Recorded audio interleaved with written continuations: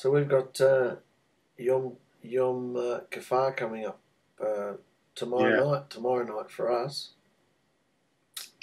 yeah, we've been doing it for I don't even know how many years now, but 20 something, 24, 20, yeah, 24, 25 years at least. And every year I look forward to it. In years past, I used to dread it. I used to go, oh no, I remember the pain from last year. And I look forward to it now. For the last few years, I've been going, oh boy, I get to fast for a whole day. And it is a fast. A lot of people say it doesn't mean fast to afflict your nefesh, to afflict your being. A lot of people say no, it isn't about abstaining from food or anything.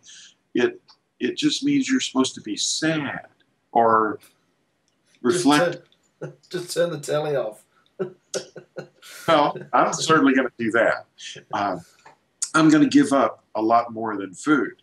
But here's the thing: the idea of it being a fast is mentioned in the Book of Acts, because if you just go to your concordance and you look up the word fast in the Book of Acts, I think it's chapter 28.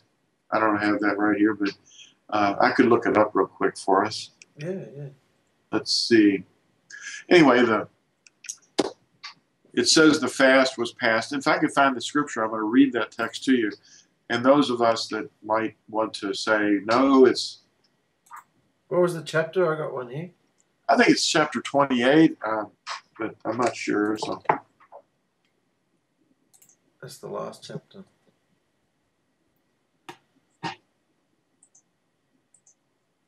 You find it. You know what you're looking for. yeah, let's look. You're going to have to tell us all the things you're planning on giving up on this day now. You got us curious. Well, I'm certainly going to give up. I'm certainly going to be giving up coffee, and I'm going to give up. I'll probably drink a little water, but that's only because of the fact that we are mostly water, and we have to replace the water, but don't overdo it. Just sip water. But I'm not going to have any food.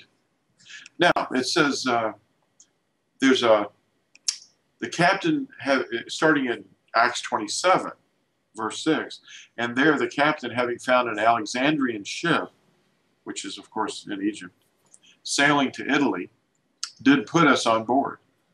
And having sailed slowly many days and arriving with difficulty off Knidos, the wind not allowing us to proceed, we sailed close to Crete off Salmone.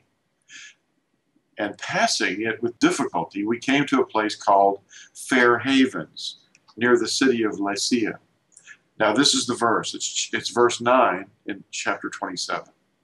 And much time having passed, and the sailing now being dangerous, because the fast was already over, Shaul advised them, saying, men, I see that this voyage is going to end with damage and great loss, not only of the cargo and ship, but also our lives. So anyway, we're just looking at that section there. They're sailing in. So it's referring to a real fast. The fast, yeah. Mm. And it's only the fast. It's not any fast. It's the fast. There's texts where they say they fast twice a week. The Pharisees are going, aren't we great? We fast twice a week. And of course, that's a Talmudic, tradition of men that they did fast. And it's okay to designate a fast for yourself if you're wanting to pray and you want to seek his will, not to bend his will, but to seek his will and bend yours. That's really what prayer is about. Yeah. And but that's the relationship too. I mean, you have a relationship with Yahusha because you're praying, and that's good. If you don't talk to him, I mean, what kind of relationship is that? Yeah. Yeah. Because we should be watching and listening, and If I hadn't been watching and listening while I was brushing my teeth, I wouldn't know what the next seminar was. Yeah. Yeah. And what is it about this feast, the Day of Atonement? Tell everybody what happened on the Day of Atonement when Moshe first instituted it. Well, that would be something that you may have read more about it than I have. I've only read about it a little bit. In studying that, it's a priestly duty for the high priest to go into the Kodesh L'Kodashim, and on the Day of Atonement, having offered sacrifice for his own sins and the sins of the whole nation of Israel, and he would sprinkle that blood on the mercy seat, or the side of the mercy seat, and that would atone for the sins of the whole nation. And of course, in doing so, it was a pre-shadow or a shadow picture of what Yahusha himself would do one day as one sacrifice forever, or one sacrifice for all, and not any more need for that, you know. And that was really the culmination of of all the sacrifices. They were all basically leading up to this moment in time. And so the day of Yom Kaphar is what it's really called, is the day of the covering. And I understand that to be the day that we're looking forward to when we're covered with our immortality, you know, when we receive our immortality. And this other thing that we're in, this body of sin and death, no longer even exists. And the blood of Messiah is sprinkled upon our hearts now, but the blood of Messiah, because it's there, we're going to be given this new tent, you know, our new home.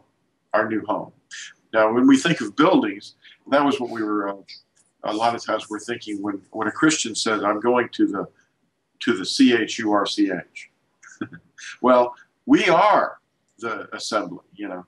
When we read the word synagogue in the scriptures, we're not talking about a room or a building. We're talking about the congregation, you know. In the Hebrew, it's Knesset, or Knesset. Knesset is one of the things that is referred to mostly. I mean, that's the most common term, but it means the group or the congregation. And it's really speaking in that sense of a local congregation, but it's talking about the people themselves, not a building. I mean, if you showed up at your study, you know, and there was no building at all, you'd say, well, that's not a problem. We'll just sit here by this happy little creek here, and we'll have our synagogue there. We'll study there. Sit by the lighthouse. Sit by the lighthouse, have a nice, you know, a little coffee or tea, and sit and chat about the Torah, you know. But the Day of Atonement, though, is coming out. I have to stop you. You've gone all out of focus. Oh, I'm out of focus? Totally. Your camera's just got fed up with you. Oh, okay. Oh, there, you're back now. You're back. Okay. Yeah. It found. Okay. It found you. There you go. So how does yeah, that's great, mate. Yeah. How does the Day of Atonement tie in with us fasting? What is it that we should be... I think I asked you this a couple of weeks ago. What is it that we should be coming up to the feast day? We don't want it to be an empty religious exercise where we're just fasting because we're commanded to. What are we supposed to be thinking about? I know it's obviously Yahusha, but what Day of Atonement and fasting, where's the connection? Well, the way that, in my experience, having done it many times, I'm focusing on my flesh. I'm basically perceiving the war that is the battle between my spirit and my flesh. And it's only a small glimpse, because it's one day is like nothing, you know, to but you could reach out and take a piece of fruit, but you don't, and it's because your spirit is saying that's not permitted today.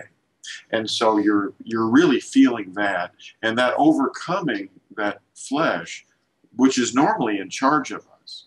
Our flesh tells us what it wants, and then we just go along for the ride. But that one day, we have to be in charge.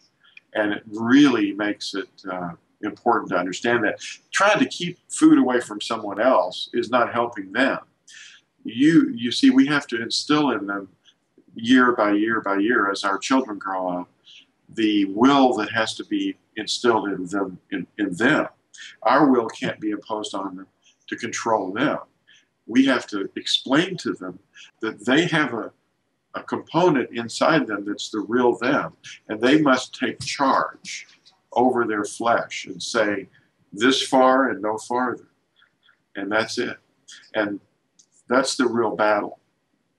And that's what I've learned from it. And in doing so, it leads us toward our decision when we actually turn our will over, that will that we're using inside ourselves, to let him control it. Let Yahusha take charge of us and turn it over to him. And at that point is when we enable ourselves to have become real overcomers. We have all the power over the enemy at that point. And that's really, I guess, that's the shadow that Yom Kaphar actually is showing us, is that the enemy is going to be overcome at some point. And that day is obviously an important point where that manifests itself, or it will manifest itself when he's locked up, when the adversary is arrested. So we have to kind of arrest ourselves in a small way and keep ourselves from doing what we would like to do.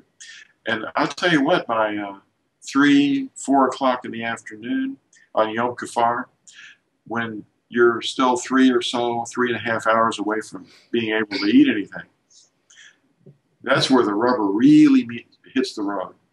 That's the point where you really have to be aiming for it and say, well, because you can make it to 1 o'clock, to 2 o'clock, but from that point on, that's when the real heat comes pouring on. And that's what I look forward to. I'm going, I can make it. You're not going to die, But, if you become woozy or ill, or you start getting cramps, then you should take a little water in small sips. And that's okay. Because you don't want to lose your blood pressure. It's not supposed to be that kind of suffering. You mentioned you'd be giving up more than food. He didn't answer me. What else are you giving up? I said turn the telly off. He said, yeah, you'll be doing that. So what would you be doing? We will be reading scripture, resting, and you can take naps, which is what I normally do. And Phyllis always accuses me of escaping that way. But, you can slow your metabolism down too. And, and that's what I do. And I do. It is a Sabbath of Sabbaths. And the word Sabbath does imply ceasing. So if you shut your whole body down, then that's ceasing. That's cheating. You're not going out cutting the grass and working in the garden, and doing anything that is an activity that you have to turn your foot from doing your will on that day. And actually you should be fighting I've been distracted sometimes getting involved in a project, as I'm sure you really do, and you have to do, a project for long hours, and you have to see it through to its completion, and you'll lose sleep, and you won't drink, and you won't eat, because you're not thinking about it, But, when Moshe was in the presence of Yahuwah on the mountain, he didn't eat or drink for 40 days and 40 nights because he was in the presence of life-sustaining forces, and the energy of Yahuwah, was empowering him. He had no need of food, I'm always getting in trouble for that. My wife tells me, "You didn't eat the food I gave you." I said, "I was just lost in you know, what I was Yes. doing, you know." Yeah, there'll be a sandwich that's gone bad or whatever. Yeah. Yeah. Yeah. It's because of your overarching focus on what you're really doing. Yeah. You know. Yeah. It gives you more pleasure what you're doing, with what you're receiving, what you're sort Yeah. of getting. It's what your mind's on. You know, and if your mind is fixed on Yahuwah and Yahusha, his spirit in you, and listening to him, asking him for stuff for you isn't what his goal is. It's about, you know, him operating through you and you submitting your will to him and saying, well, how is it you want to use me? You know, what good thing would you want me to do for you? How can I serve you? Now, if we find ourselves going out and going, I think I'm supposed to attack these other people, you know, either verbally or physically, then you might not be listening to the right spirit, you know, like the trolls.